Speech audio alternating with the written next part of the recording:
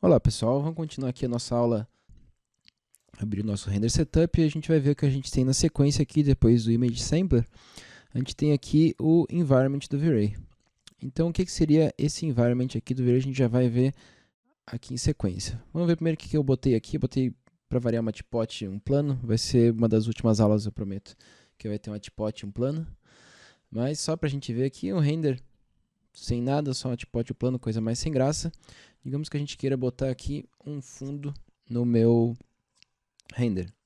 Então eu vou aqui no environment do Max e vou botar aqui um bitmap. Eu vou pegar uma imagem aqui, depois eu vou explicar porque que eu escolhi isso aqui, que seria só um fundo, a gente colocar o nosso teapot numa paisagem, tá?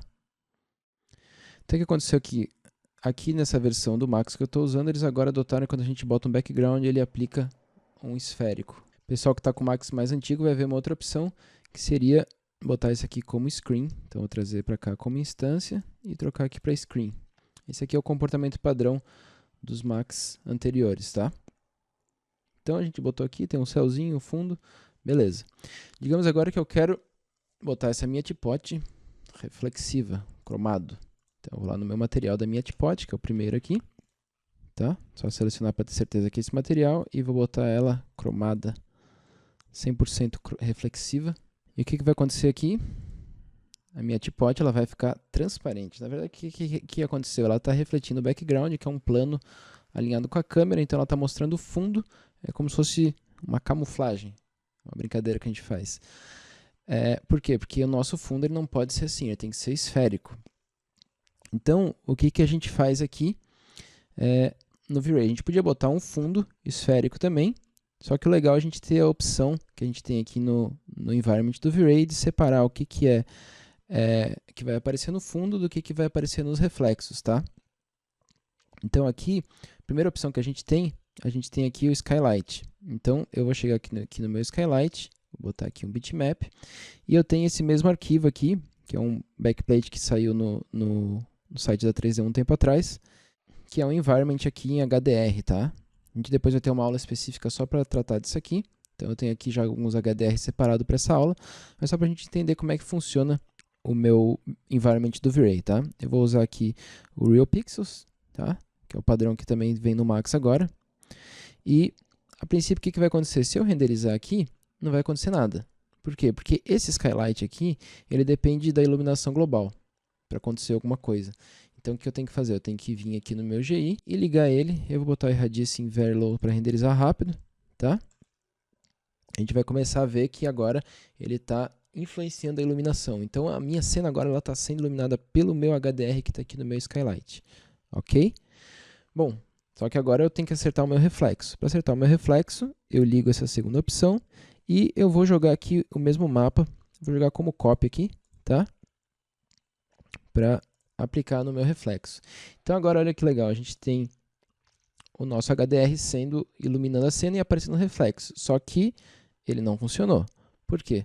Porque eu tenho que ir lá no meu material e acertar o mapeamento dele. Então vou trazer para cá como instance, ok?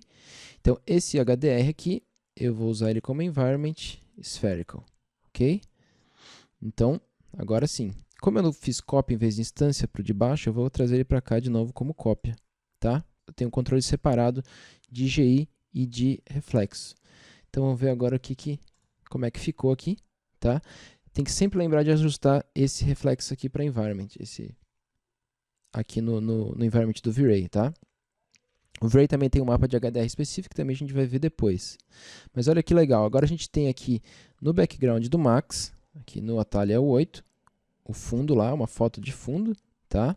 A gente tem o chão sendo iluminado pelo meu HDR que está aqui no meu skylight. Se quiser eu posso tirar ele daqui, eu posso desligar aqui, por exemplo, e usar só um tom, por exemplo, de azul aqui do céu, tá?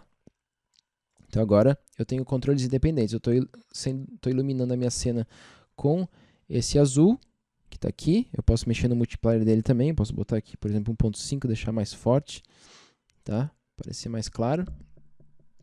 A outra opção é usar o HDR. Quando eu ligo essa opção aqui, ó, isso aqui é um detalhe bem importante, quando eu ligo, esse multiplier aqui ele para de influenciar, tá? Isso é bem importante. Se eu botar aqui, por exemplo, 10, ó, e renderizar, ele não mudou nada, ó, tá vendo? Não alterou nada. Beleza. Então, se eu quiser alterar isso aqui, o que eu tenho que fazer? Eu tenho que ir lá no meu HDR e aumentar o output dele. Então, eu vou lá no output e vou botar aqui, por exemplo, 2. Ok? Legal. Então, agora eu tenho separado esses dois controles. Às vezes é bom a gente renomear, tá? Às vezes não, é sempre bom a gente renomear. Então, esse aqui que está com o mapa 04, eu vou dizer que ele é o Skylight. É a luz que vem do céu que está iluminando a nossa cena. E aqui eu vou trazer para o lado agora, como instância, ok? O nosso reflexo, mapa de reflexo. Posso chamar como quiser. Mapa de reflexo, só para a gente saber o que é o que. A hora que eu abrir e fechar aqui, ele vai atualizar. Vai aparecer aqui o Skylight e o mapa de reflexo, tá? Então é legal porque a gente pode fazer ajustes independentes do que vai aparecer no fundo, o que vai aparecer aqui no meu reflexo e o que vai aparecer aqui na minha iluminação, tá? Tem também aqui, eu posso botar, por exemplo, aqui uma esfera, tá aqui uma esfera pequenininha aqui, e botar aqui o base to pivot para ela ficar encostada no chão, e vou botar um outro material nela que vai ser o material, botar um vidro aqui.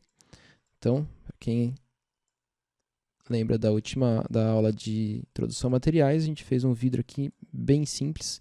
O vidro não tem muito segredo, tá?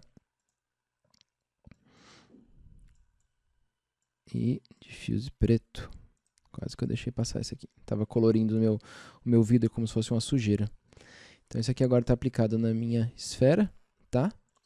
Então, o que acontece? Ele está fazendo também, ele vai fazer aqui deixa eu usar o track mouse para renderizar a parte que eu quero. Ele está fazendo aqui a refração usando o chão, que ele inverte, né?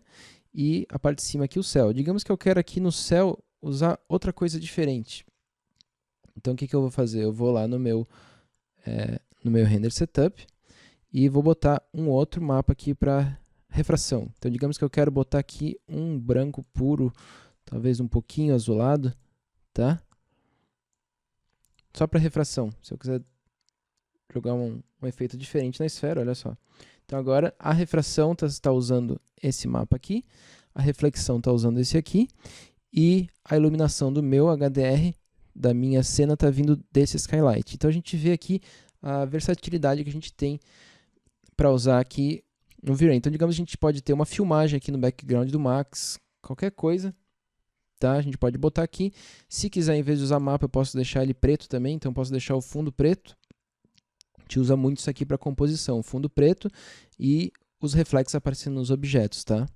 Então, esse aqui é o environment do V-Ray, não tem muito segredo, a gente bota um mapa ou cor para o Skylight, para iluminar a cena usando HDR, usando ou uma cor só. Importante, isso aqui precisa estar o GI ligado. Esse multiplier ele só funciona quando a gente não tiver um mapa, ele funciona influenciando essa cor aqui. E depois a gente tem os mesmos controles para reflexão e refração, ou só um separado para refração. Ok? Bem simples, não tem muito segredo. É isso aí.